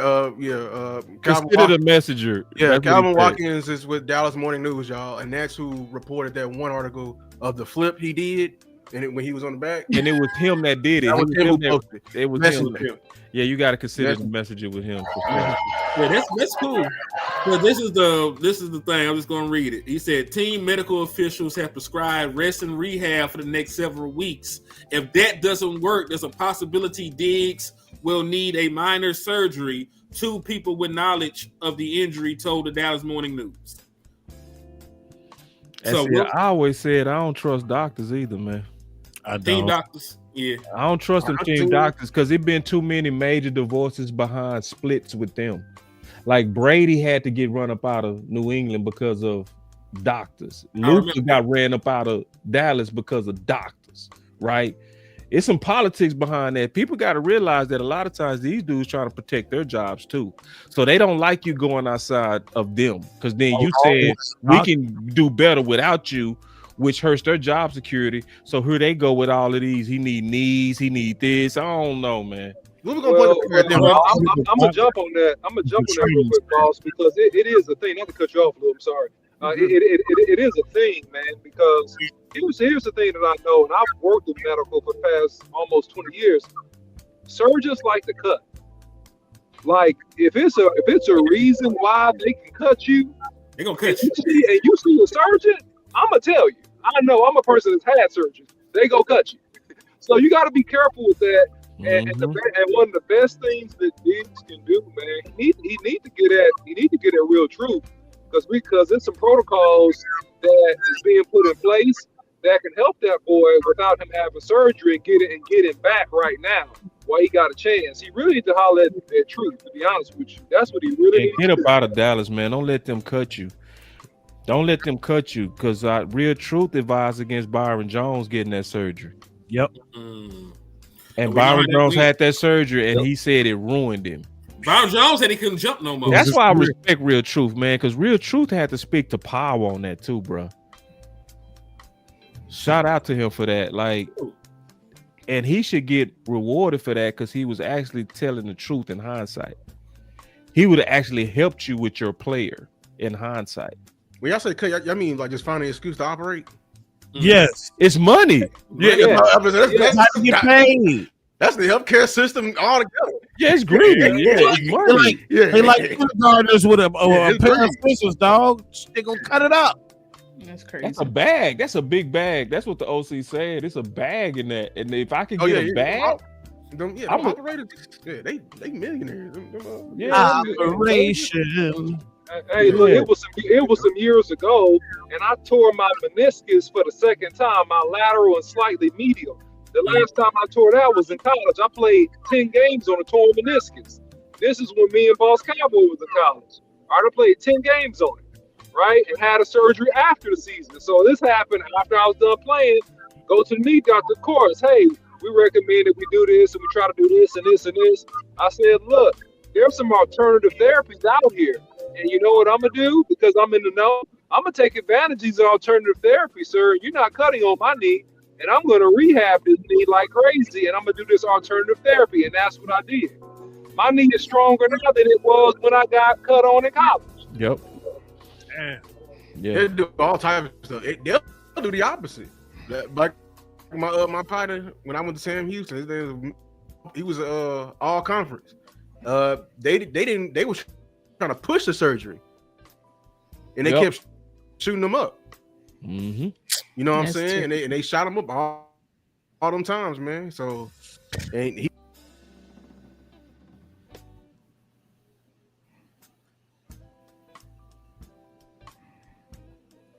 Uh-oh. Are we back? Back. We Gucci? I think so.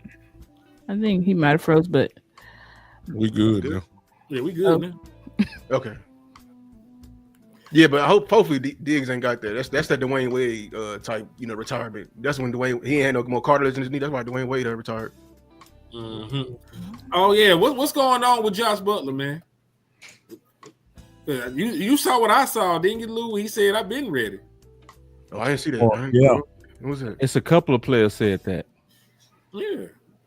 Look, you said doctors. It's still money ball going on in Dallas. Yeah, we playing money ball and draft pick ball. Draft pick ball. You said what the hell? Go ahead. Doctors, but something I want to pair with that falls right under that category is your training staff as well. Mm-hmm. You got to keep that in mind too. And when your players voted, what was one of the worst aspects of the team that they voted that the NFL is trying to stop the NFL players? The player report, yeah. The training staff, man, a whole they got a D. D for Dallas. They say they understaffed, but yeah, they understaffed. And when you're understaffed, who gets all the priority? The money boys. Or the drafted guys. So somebody go likely get left hanging. I don't want their priority. Their priority ain't working either. I'm gonna get on that. Everybody don't come back the same here. They just you call it understaffed. I say it's quality issue too. I don't think they can do their job well either. You get your ankle hurt here, man. You hurting all year. Dang. I think it's understaffing. I think it's understaffing because it's some years that we was the most healthiest, but I think when you have years of a lot of injuries, they become overwhelmed and it just snowballs on them. Like last year was a snowball of injuries that you had to try to get all of those dudes as a group back. You had another snowball effect this year, and it's just not enough of them. And especially because when James Slater reported that These guys was looking around the league, so they was like, Philly, they do that. Kansas City, wow, they have that many people looking out for y'all. Dallas only got this many, right? So people was comparing. That's why those Dallas players graded them so low, because it wasn't the quality, it was the quantity of people, and it still goes back to cheap. Yeah, and some people think that they not cheap. No, they cheap. The NFL actually did a study that the Dallas Cowboys spent the least amount in cap resources in 10 years. That's why Dallas imposed that fine on Diggs, because it made them look bad. You know, they didn't even have to do that. That was a choice. They didn't even do it the year before.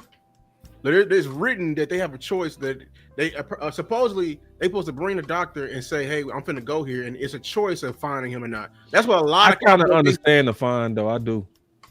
I don't. You didn't Let do me it tell last you why. year. And I get it, but see, I try to look at it from both ends. So if I'm the owner and I'm paying doctors to make sure that you are right, and these are the people that I vetted, right? I want you getting your R changed at my Pep Boys. I don't want you going to Firestone. Even if I bring a request to you got clarity of it? Say what now?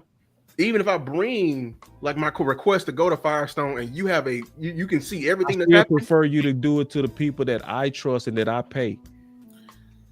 These are the people that I vetted. These are the people that, I don't know your people. I ain't vet your people, right? And so it's one of those, and I'm looking at it from their end as a deterrent too. As a boss, sometimes I find you to deter other people from doing what you're doing. Yeah, and we're not saying it's right, but I'm not saying it's right.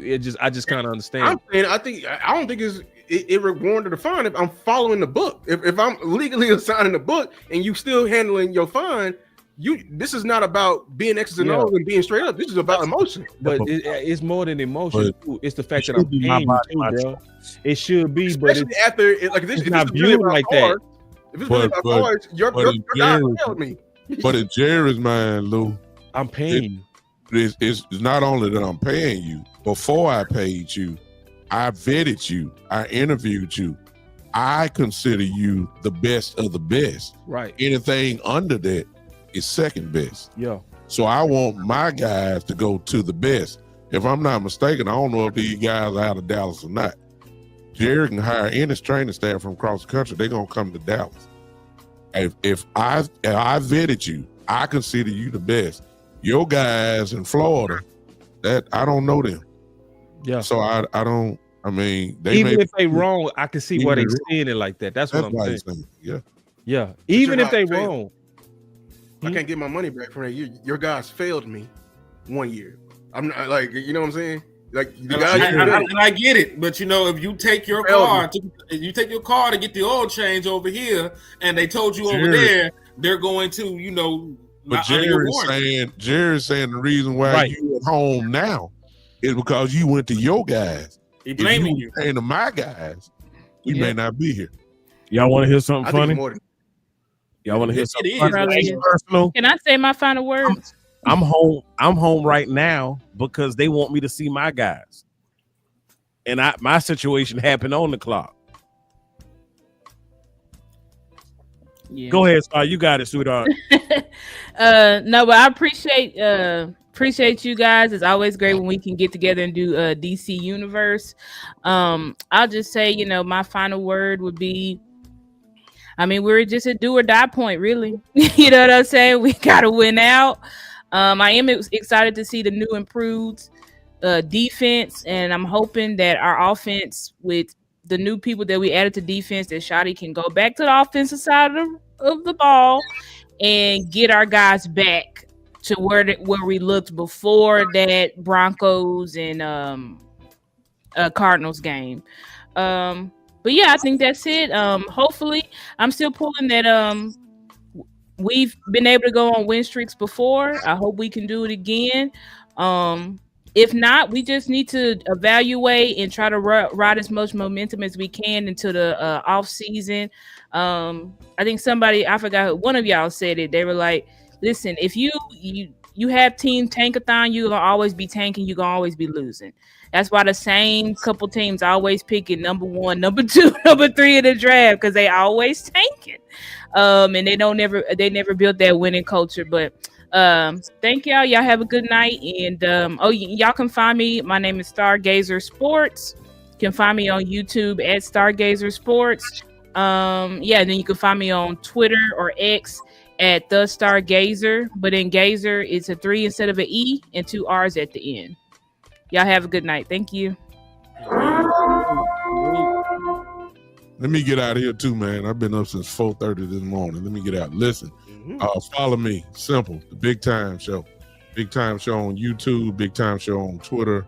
Big Time Show on Facebook as well.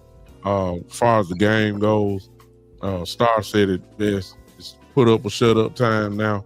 We've dug this hole. The only way you're going to get out is you have to win. I will say this in fairness to the new inclusions on defense. You can't judge what we've done in these first 8 or 9 weeks and judge them.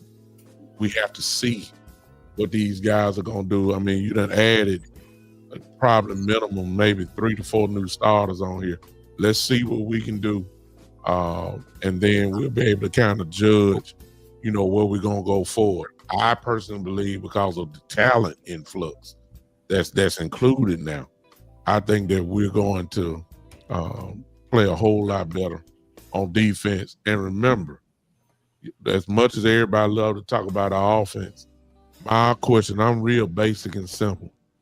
Can this defense now make the punter punt the ball at least 3 times a game?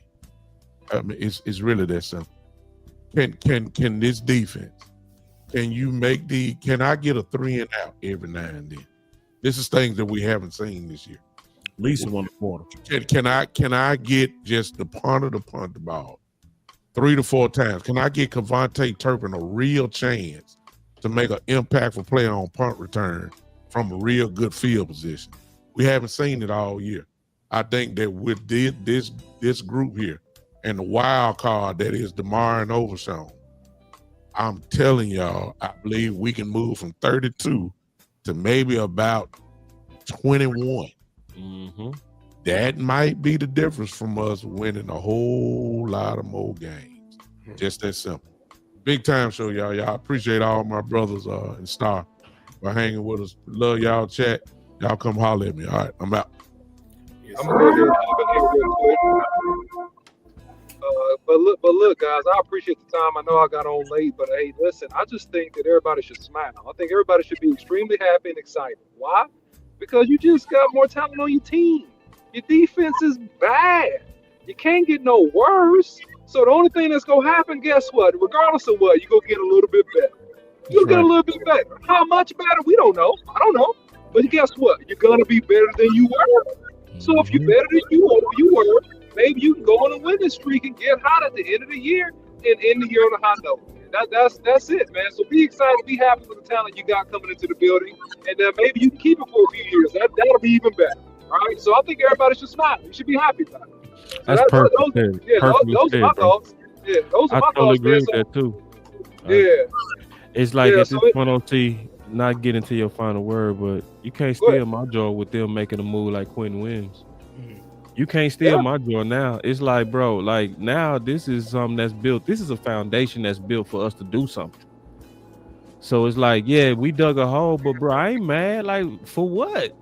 Even if we lose, bro, I'm like, say, listen, tomorrow is bright. I'm a fan for life. What we talking? Yeah, man. So that's it, man. Salute on my side, man. Follow me, the OC100, man, on X, man. Also, you can follow Anomaly Performance, man. That'll help me out. I'm trying to get some follows on that thing, and I'll follow some of you guys too. But man, thank you guys. Salute. I'll catch you guys soon.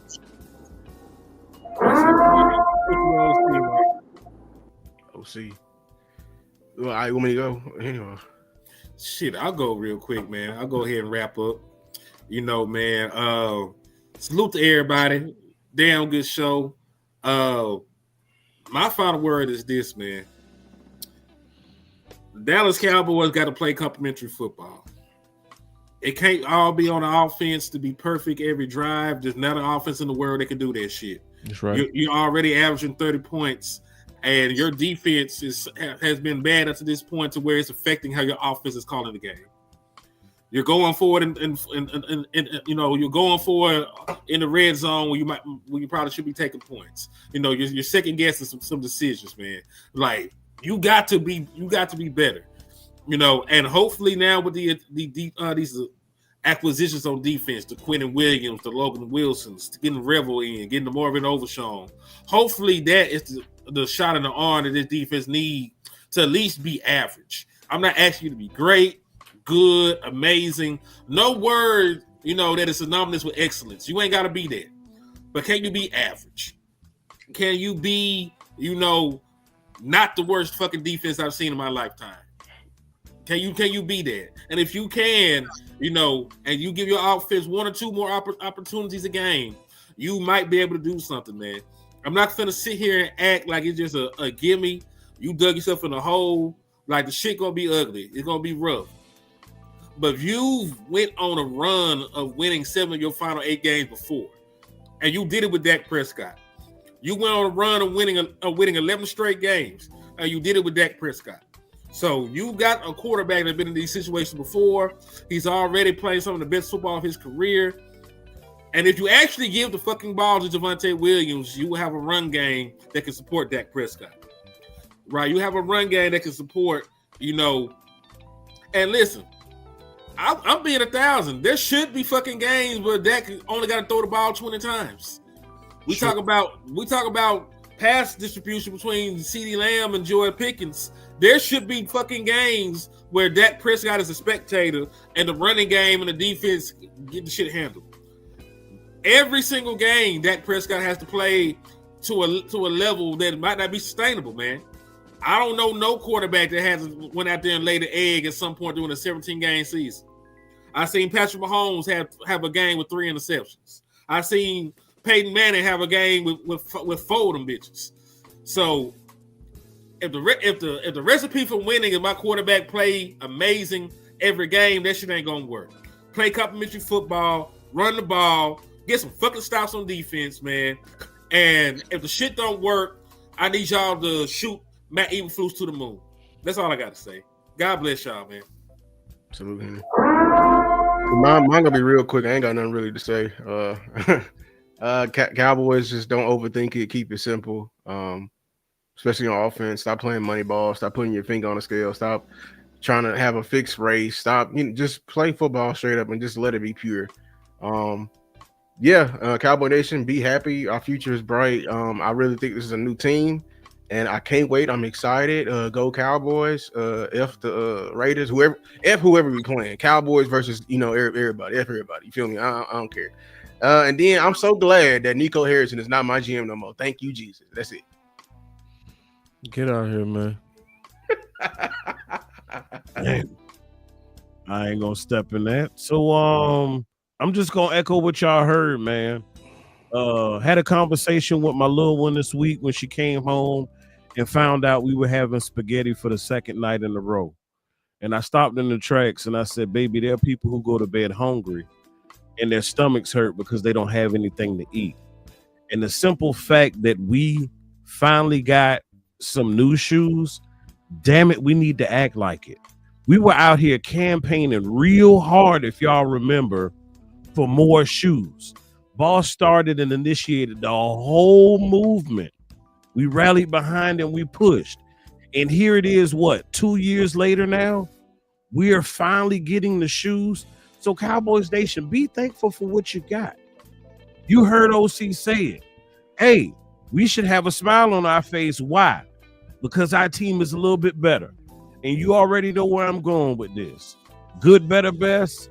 Never let it rest till your good becomes your better and your better becomes your best. Until next time, Cowboys Nation, y'all be blessed.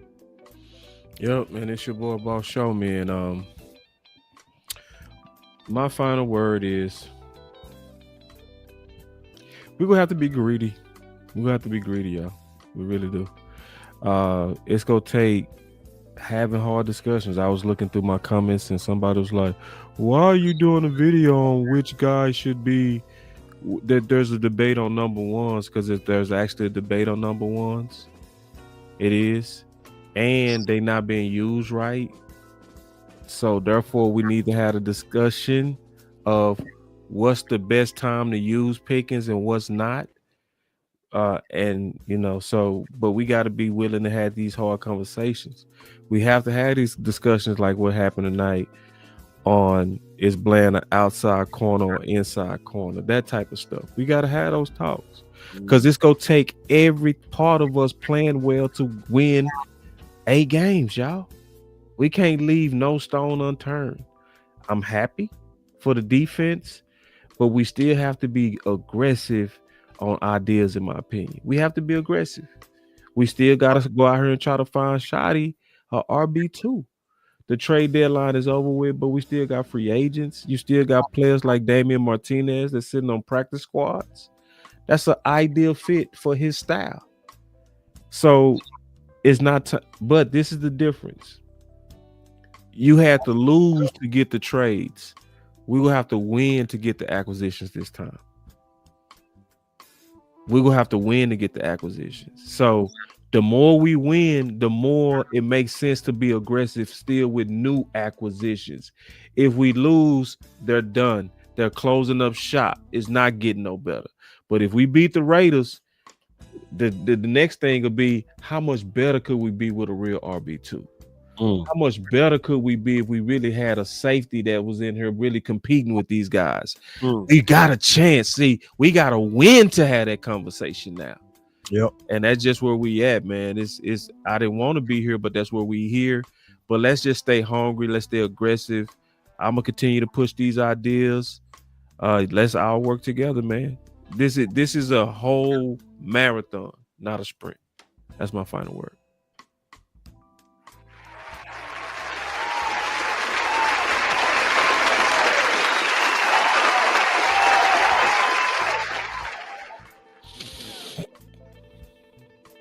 And so you probably want to hit him with that better best again. We need it one more time, bro. What's that? The good, better, best? Good, better, best. Never let it rest until your good becomes your better and your better becomes your best. Until next time, Cowboys Nation. Y'all be blessed.